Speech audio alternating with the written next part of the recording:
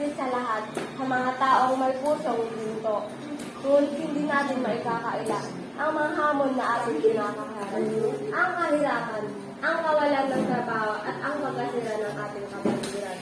Ngunit hindi tayo dapat malugmok sa kawalan ng pag-asa.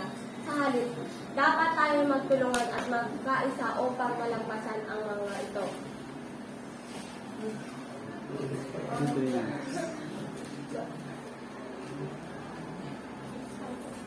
Kailangan natin ng pagbabago at ng paggilas at ng pagmamahal sa ating bayan.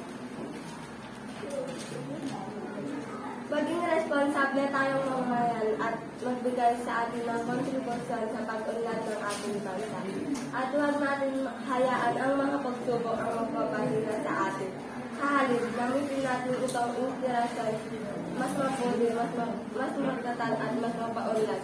Sama-sama tayong itayo ang isang Pilipinas na may karunungan, kapayapaan at kasalangan. Okay, palakpak.